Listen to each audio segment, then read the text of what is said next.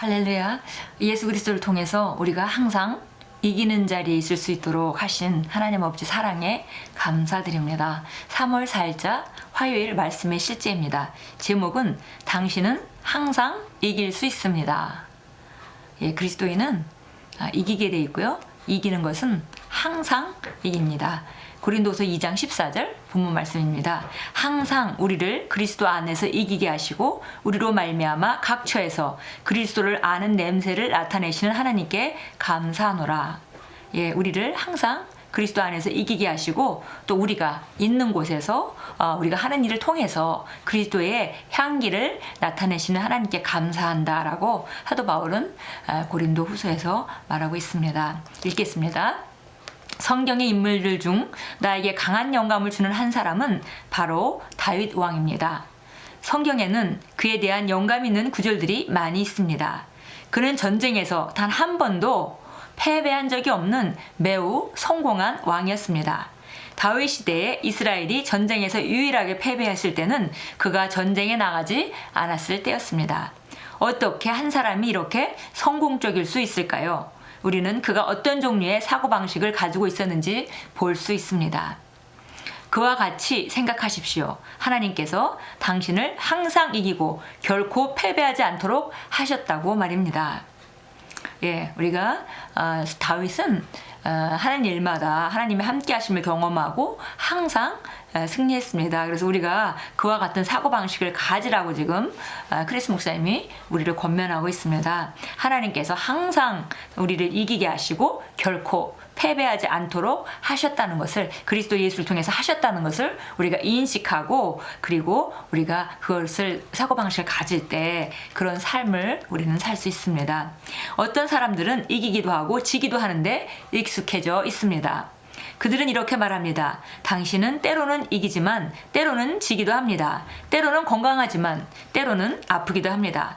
그들에게 인생이란 오르락 내리락의 연속이지만 인생은 본래 그런 것이 아닙니다.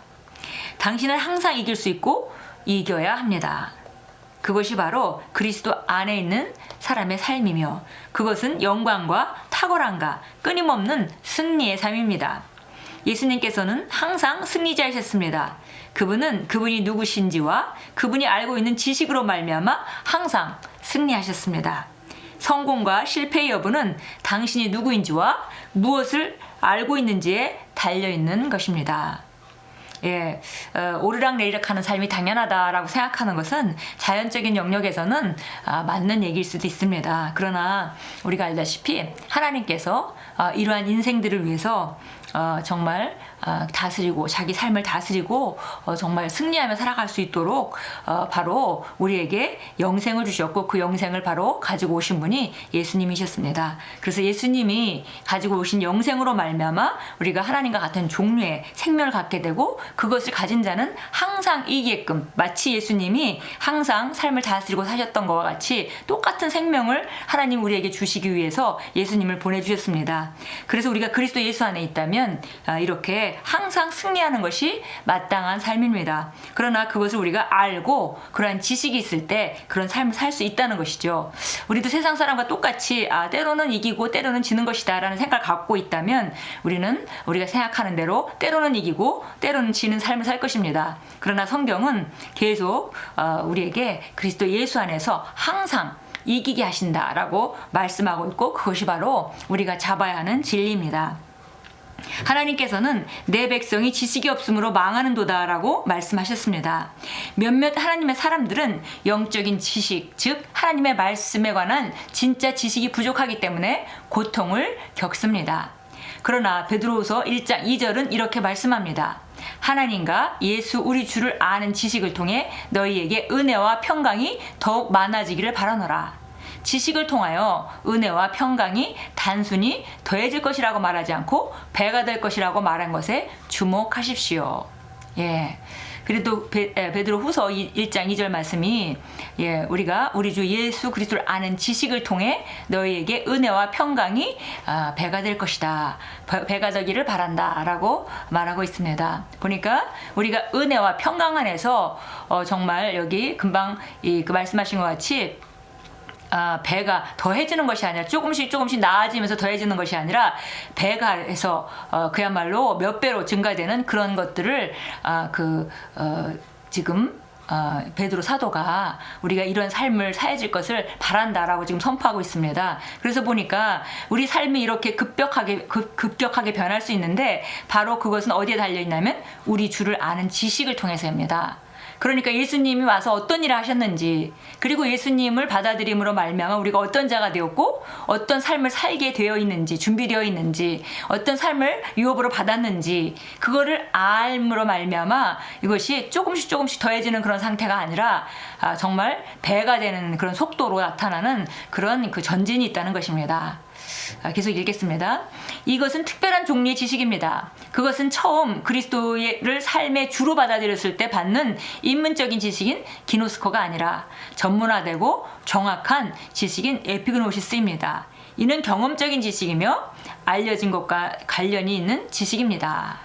여기 보니까 우리가 계시 지식을 받아들일 때 상태를 기노스코라고 한다면은 전문화되고 정확하여서 우리가 활용할 수 있는 실제적인 그런 지식, 그것들을 갖다가 에피그노시스라고 하죠. 그래서 이 에피그노시스란 단어로 되어 있습니다. 이게 우리가 주를 아는 지식을 통해라는 이 아는 지식이란 단어가 에피그노시스로 되어 있습니다. 그래서 우리가 안다 하는 게 다 다르다고 했죠. 그래서 우리가 어떤 사람을 안다 그럴 때 그 사람을 가까이서 보는 직장 동료가 아는 것과 또 그 사람을 정말 유명인으로 제3자로서 멀리서 바라보면서 아는 것과 또 그 사람의 아내가 돼서 아는 것과 자녀가 돼서 아는 것과 이런 것들은 아는 깊이가 다르겠죠. 그와 마찬가지로 성경에서 안다, 지식 이런 걸 말할 때 그 안다가 다 똑같은 안다가 아니고 여러 가지 단어로 쓰여져 있는데 여기서 말하는 것은 우리가 계시 지식을 받는 상태를 기노스코라고 말한다면은 그걸 받아들였다고 해서 그 지식이 실제로 나타나는 것이 아니라 결국은 에피그노시스, 정확하고 전문화되고 그 다음에 실용적인 그런 지식이 될 때 그런 지식이 증가하게 되면 바로 은혜와 평강이 우리에게 배가 된다는 것입니다. 이것은 경험적인 지식이며 알려진 것과 관련 있는 지식입니다. 그렇습니다. 이건 경험적인 지식이다. 그랬고 알려진 것과 관련 있는 지식입니다. 만약 당신이 하나님께서 말씀해 주신 모든 아름답고 놀라운 축복과 약속들을 모르고 또 그것들을 가지고 무엇을 해야 할지 모른다면 그것들은 당신에게 아무런 유익이 되지 않을 것입니다. 인생에서 항상 승리하기 위해서 당신에게는 하나님과 우리 주 예수님을 아는 지식이 필요합니다. 이 지식을 통하여 당신은 당신의 삶에서 은혜와 평강을 배가시킬 수 있습니다. 여기에서 평강이란 위기를 이기는 힘을 뜻합니다. 즉 인생의 풍파와 문제들 가운데서도 당신은 언제나 이긴다는 뜻입니다. 하나님께 영광 돌립니다. 우리가 어떤 축복을 받았는지 알지 못한다면 그것을 우리가 누릴 수 없죠. 그래서 지식의 증가를 통해서 은혜와 평강이 배가 되는 것입니다.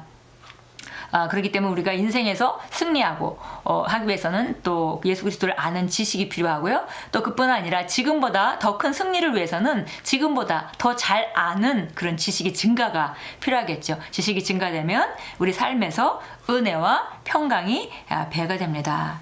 여기에서 평강이라는 것을 우리가 흔히 생각할 때 평강, 그럼 마음이 편안한 거, 뭐 안정적인 거 이런 걸 생각하기 쉬운데 성경에서 피스, 평강이란 뜻은 샬롬이란 뜻은 이것이 그냥 마음이 편안한 상태만을 말하는 것이 아니라 모든 것이 제자리에 있고 마땅하게 다스려지는 상태를 말하는 것이죠. 그래서 위기를 이기는 힘을 뜻한다 그랬습니다. 인생의 풍파와 문제들 가운데서도 당신은 언제나 이긴다는 뜻입니다. 하나님께 영광 돌립니다. 그러니까 우리는 그리스도 안에서 항상 이기게 이미 만들어져 있고, 그러나 우리가 실제적으로 그 자리에 있다 하더라도 그 자리가 우리에게 나타나거나 실제적으로 정말 하는 일마다 다윗과 같이 이기지 못하는 것은 결국 우리가 지식의 증가를 통해서 변화시킬 수 있다는 말입니다. 그래서 우리가 먼저 그리스도 예수 안에서 하나님께서 우리에게 주신 삶이 어떤 삶인지 그 지식 안에서 증가할 때 우리에게 은혜가 증가하고 평강이 증가해서 결국 삶을 점점 다스린 자로 우리가 그 많은 것을 나타내는 자로 우리가 발견될 수 있습니다. 자, 잠언서 11장 9절 오늘 참고 성경에 나와 있는데요. 같이 보도록 하겠습니다. 예, 잠언서 자, 잠언서 11장 9절입니다. 보니까 자 어떻게 의인이 구원받는가 구약에서 말하고 있는데요. 자, 이 9절입니다. 위선자는 자기 입으로 이웃을 망하게 하나 의인은 지식으로 구원을 받으리라. 예, 그래서 구원이라 하면 우리가 알다시피 가장 기본적으로 영혼을 구원받는 것만 말하는 것이 아니고 우리가 영혼 구원받는 것도 아주 본질적인 구원이지만 우리가 구원을 받은 이후에도 문제로부터 해방받는 것, 예, 그러니까 어떤 사람이 귀신으로부터 눌려 있다가 해방받는 것도 구원이 되겠고요. 또 경제적인 문제가 있다가 정말 그 가난의 문제가 있다가 가난으로부터 해방받는 것도 구원이 되겠고요. 치유 받는 것도 그 질병으로부터의 구원이 될 수 있습니다. 그래서 의인은 지식으로 구원을 받는다. 예, 예수님께서 우리에게 어떤 일을 해놓으셨는지를 그런 지식을 통해서 우리가 은혜와 평강이 더 많아지는 상태를 말하고 있습니다. 자, 베드로후서 1장 3절 말씀 우리가 늘 읽는 말씀에 다시 한번 열어서 우리 보도록 하겠습니다. 베드로후서 1장 3절입니다. 예, 하나님께서 그의 신성의 능력이 생명과 경건에 속한 모든 것을 우리에게 주심에 따라 이미 다 주셨습니다. 이미 생명과 경건에 속한 모든 것은 주셨습니다.